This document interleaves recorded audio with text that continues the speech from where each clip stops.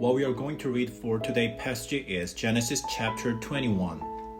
The Lord was gracious to Sarah, just as he had said he would be. The Lord did for Sarah what he had promised to do. Sarah became pregnant.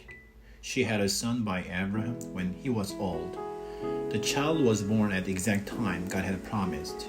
Abraham gave the name Isaac to the son Sarah had by him. When his son Isaac was 8 days old, Abraham circumcised him. He did it exactly as God had commanded him. Abraham was 100 years old when his son Isaac was born to him. Sarah said, "God has given laughter to me. Everyone who hears about this will laugh with me." She also said, "Who would have said to Abraham that Sarah would breastfeed children?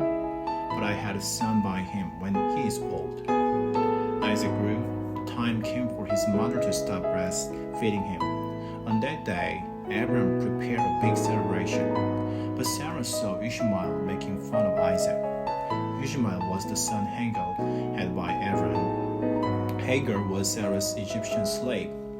Sarah said to Abraham, "Get rid of that slave woman. Get rid of her son.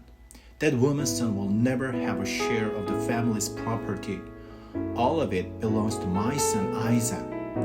What Sarah said upset Abraham very much. After all, Ishmael was his son. But God said to Abraham, "Do not be so upset about the boy and your slave Hagar. Listen to what Sarah tells you, because your family line will continue through Isaac. I will also make the son of your slave into a nation. I will do it because he is your child." Early the next morning, Abraham got some food and a bottle of water. The bottle was made out of animal skin. He gave the food and water to Hagar, placing them on her shoulder. Then he sent her away with the boy. She went on her way and wandered in the desert of Beersheba. When the water in the bottle was gone, she put the boy under a bush, and she sat down about as far away as a person can shoot an arrow. She thought, "I cannot stand to watch the boy die." As she sat there, she began to sob. God heard the boy cry.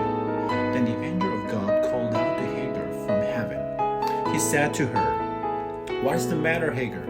Do not be afraid. God has heard the boy crying as he lies there. Lift up the boy and take him by the hand. I will make him into a great nation." Then God opened Hagar's eyes, and she saw a well of water. So she went and filled the bottle with water and gave the boy a drink. God was with the boy as he grew up. He lived in the desert and learned to shoot a bow and arrow. While he was living in the desert of Paran, his mother got a wife for him from Egypt. At that time, Abimelech and his army commander, Pekor, spoke to Abraham. They say to Abraham, "God is with you in everything you do. Now make a promise to me here while God is watching. Give me your word that you will treat me fairly. Promise that you will treat my children and their children the same way. I've been kind to you. Now you be kind to me and the country where you are living as an outsider." Abram said, "I give you my word that I will do it." Then Abram complained to Abimelech that his servants had taken over a well of water. But Abimelech said, "I don't know who has done this. You didn't tell me, and today is the first time I heard about it." So Abram gave Abimelech sheep and cattle. The two men came to an agreement. Then Abram picked out 7 female lambs from his flock. Abimelech asked Abraham, "What's the meaning of these 7 female lambs? Why have you picked them out and sent them apart?" Abraham replied, "Accept the 7 lambs from me. There will be witness that I dug this well." So that place was named Beersheba. That's because the 2 men came to an agreement. After the agreement had been made in Beersheba, Abimelech went back to the land of Philistine. His army commander, Pekor, went with him. Abram planted a tamarisk tree in Beersheba. There he called on the name of the Lord, the God who lives forever. Abram stayed in the land of the Philistines for a long time. Genesis chapter 22. Sometime later, God tested Abraham. He said to him, "Abraham."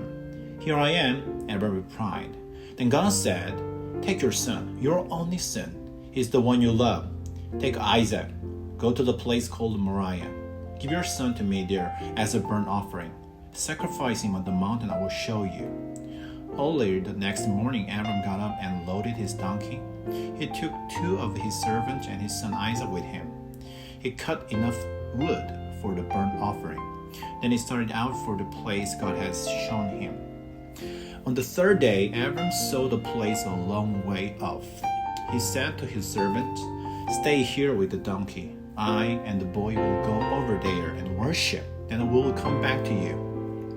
Abraham had his son Isaac carry the wood for the burnt offering. He himself carried the fire and the knife, and the 2 of them walked on together. Then Isaac said to his father Abraham, Father. Yes, my son, Abraham replied. The fire and wood are here, Isaac said. But where is the lamb for the burnt offering? Abraham answered, God himself will provide the lamb for the burnt offering, my son.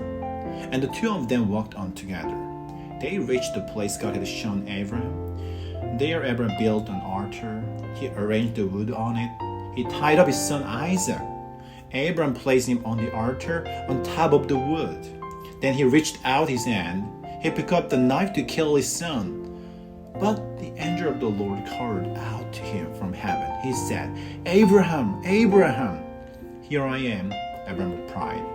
Do not lay a hand on the boy. He said, Do not harm him. Now I know that you would be anything for God. You have not held back from me your son, your only son. Abraham looked around. There in a bush he saw a ram caught by its horns.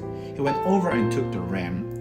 He sacrificed it as a burnt offering instead of his son. So Abraham named that place, The Lord will provide. To this day people say, it will be provided on the mountain of the Lord.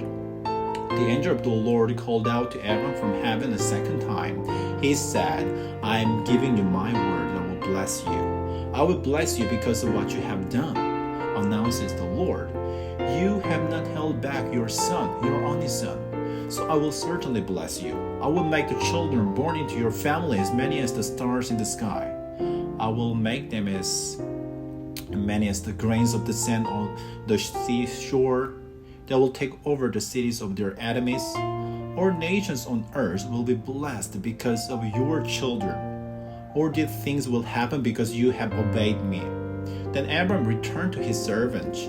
They started out together for Beersheba, and Abram stayed in Beersheba. Sometime later, Abram was told, Milcah has become a mother. She has had sons by your brother Nahor. Uz was born first, then came his brother Buz. Kemuel was born next. He became the father of Aram. Milcah's other sons are Chesed, Hazo, Pildash, Jelpar, and Bethuel. Bethuel became the father of Rebekah. Milcah had 8 sons by Abram's brother Nahor. Nahor had a concubine named Reumah. She also had sons. They were Teba, Gaham, Tahash, and Makkah.